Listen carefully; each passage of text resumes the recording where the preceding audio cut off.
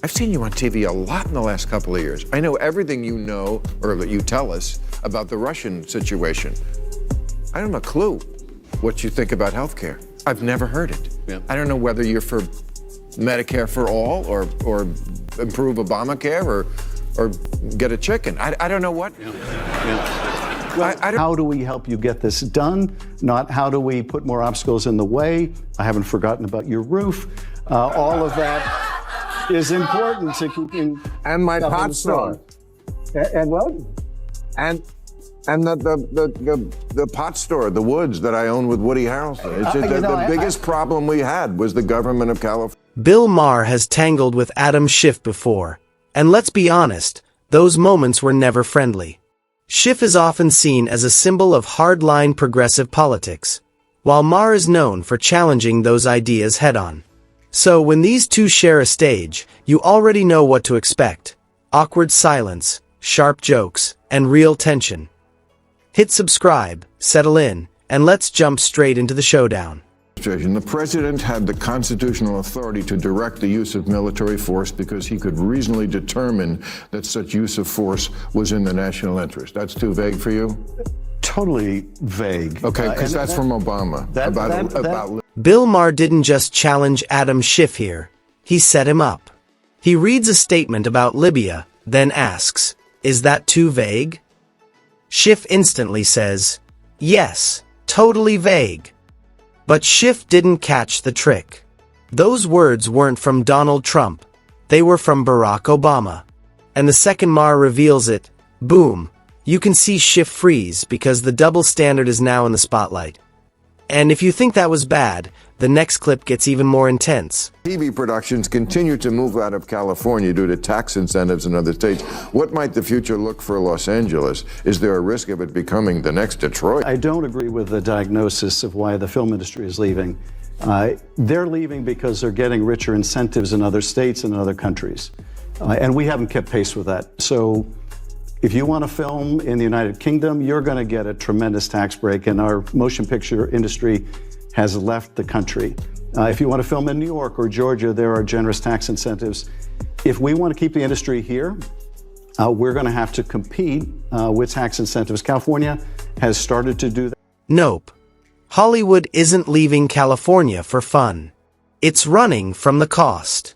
And yes, taxes are a big part of it. Everyone in the industry talks about it. This isn't a mystery. Sure, places like Georgia and the United Kingdom offer strong incentives, but the real issue is simple.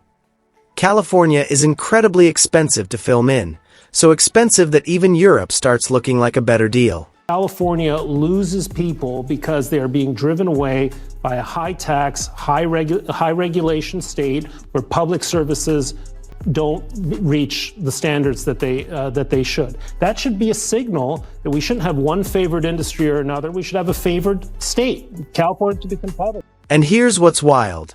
Even before Bill Maher fully jumps in, the criticism is already flying. California has been losing businesses and residents for years. Why?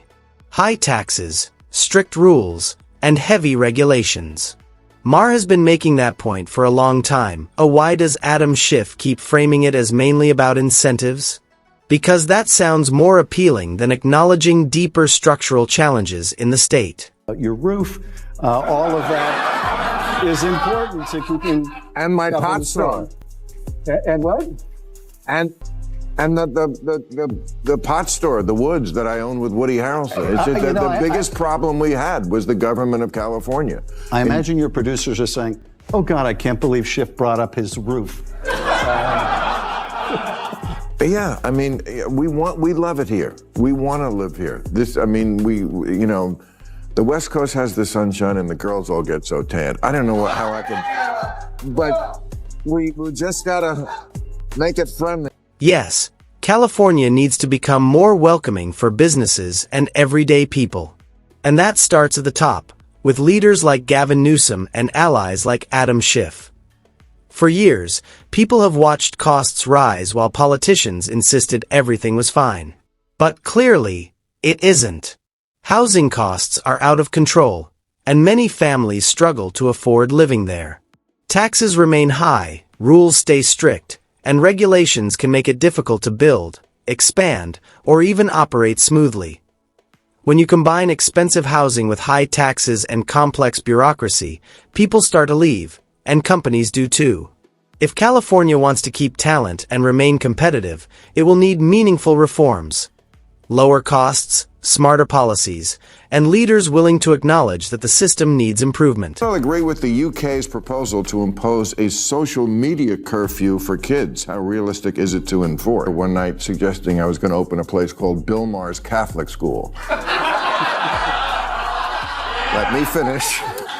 Because Catholic schools are popular now, even with people who aren't Catholic. It's the last place you can send your kid to get an old school education. And they just tell the kids, forget about the Jesus stuff. Just,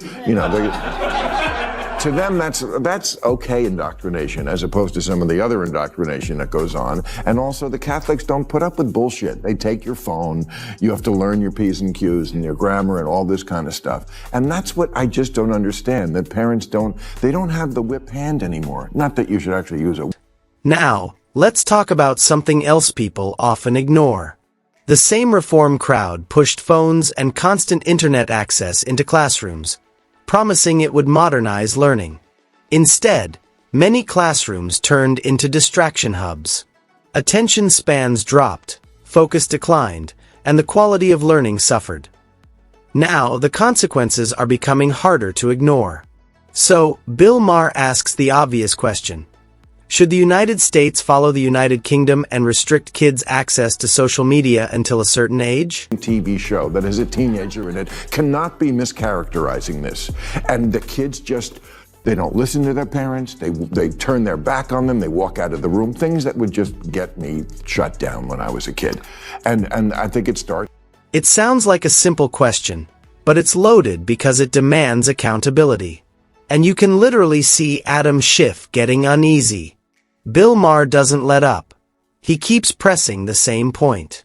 Schools are for learning, not endless scrolling. Discipline matters, focus matters, and the system is clearly under strain.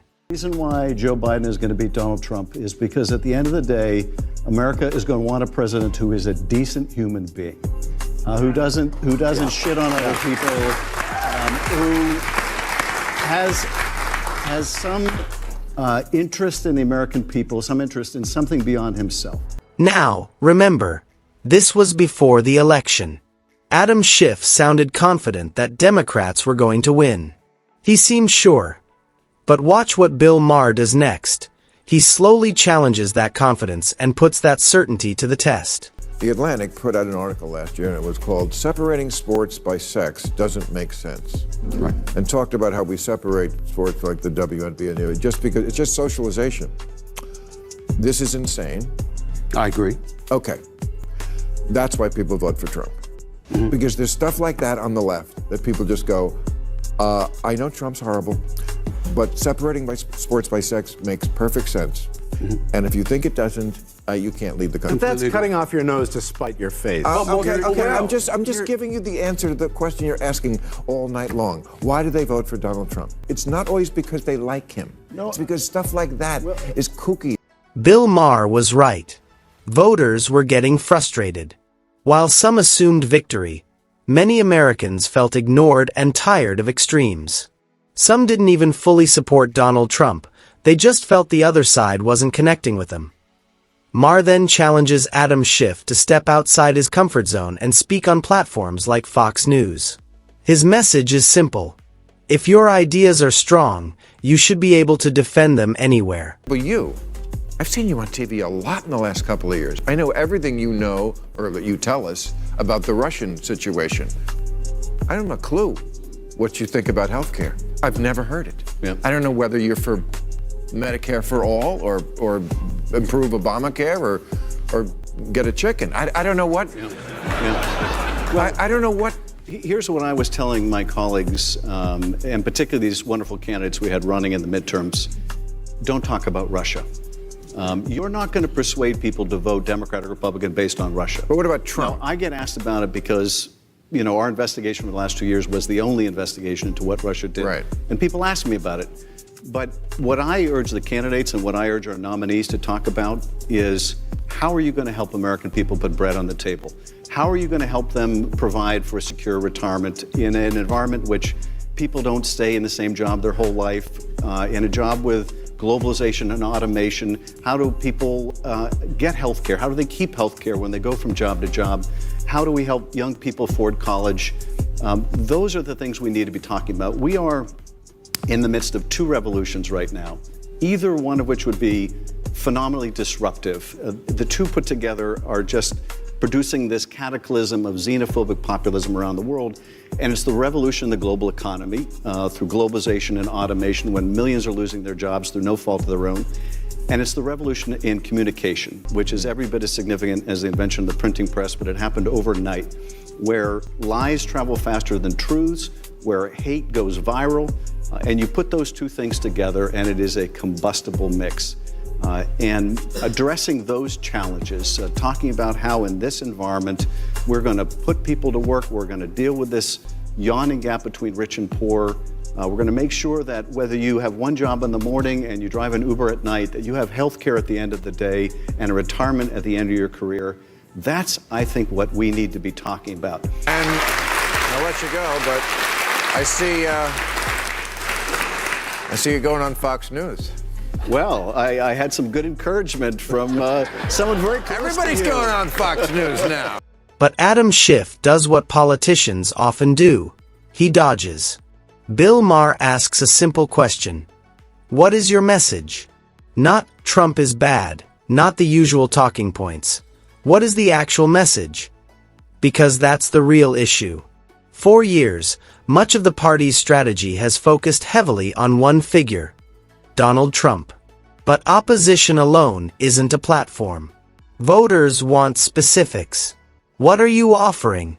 What direction are you pushing? Why should people trust you? If those answers aren't clear, people eventually tune out. Governor-elect Abigail Spanberger, who before the 24 election said things like, if the party didn't shift to the center, we will get fucking torn apart.